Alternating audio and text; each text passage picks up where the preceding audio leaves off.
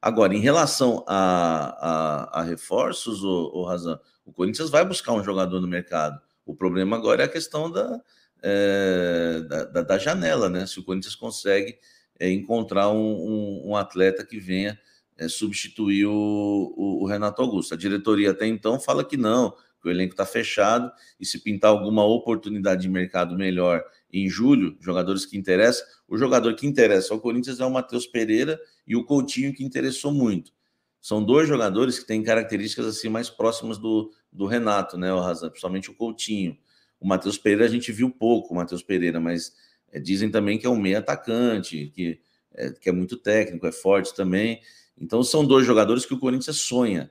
Eu acho difícil o Corinthians ir no mercado agora e contratar qualquer jogador por conta dessa lesão do Renato Augusto. A diretoria do Corinthians é bastante lenta, né, no mercado. Eu não sei se eles vão tirar alguma coisa da cartola agora. Por enquanto não tem nada. O Luan está totalmente descartado, né? Lembrando que o Luan também fez parte né, de um dos pedidos do protesto, né, da torcida lá, o pessoal que invadiu, o grupo que invadiu o CT Joaquim Grava, pediram a saída do Roberto, já saiu, e que o Luan não fosse reintegrado. Acho muito difícil a diretoria comprar essa briga, né, com a torcida em relação ao Luan, porque a questão do Luan é o seguinte, né, o Razan, você põe o Luan para jogar, já imaginou se o Luan volta a jogar bola? Como é que você faz? Você renova com o Luan, um cara que te deu um prejuízo de milhões nos últimos anos? É uma situação realmente muito complexa do Luan. Muito, muito complexa, porque aí, de qualquer maneira, seria também admitir um erro de planejamento de deixar o jogador tanto tempo fora, ou, enfim. Mas, às vezes, a urgência causa esse tipo de situação, por isso que chegou a pergunta do nosso chat aqui. Na verdade, é a afirmação do Henrique no nosso chat. O Alex tá na corneta, modo corneta também aqui para cima do Renato Augusto, e o Cláudio Guerreiro também ligado com a gente aqui no nosso chat. O Samir, a gente conversou ontem no de primeira, você falava da situação do Bruno Mendes, né? De que essa viagem já com o jogo lá no Uruguai, estava em casa o Bruno Mendes, o PVC até contou para a gente lá, direto do Uruguai também, sobre a situação um pouquinho. E agora, vai ter uma resolução nessa situação do Bruno Mendes? Apesar do Alessandro, ontem o Alessandro, né? Eu sou apurador, eu sei o que está acontecendo.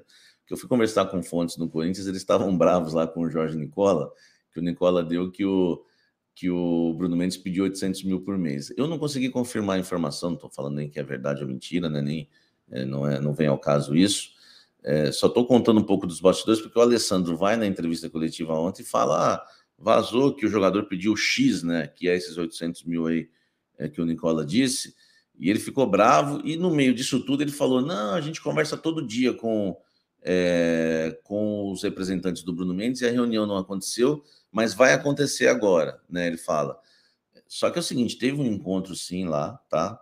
O valor realmente eu não tenho, mas eu sei que a pedida, aliás, eu trouxe isso até antes do Nicola falar esse valor dos 800, é que eu não tenho esse valor mesmo, mas eu sei que ele pediu algo que assustou a diretoria corintiana. E ontem, eu conversando com algumas fontes no Corinthians, eles querem entender se o Bruno Mendes realmente quer ficar ou não, mas a pedida que ele fez é considerada alta. E o Corinthians fez o seguinte, Razan, sem ter os valores, repito, o Corinthians chegou e colocou um valor X, estipulou. O que nós podemos pagar é isso, nem menos, nem mais.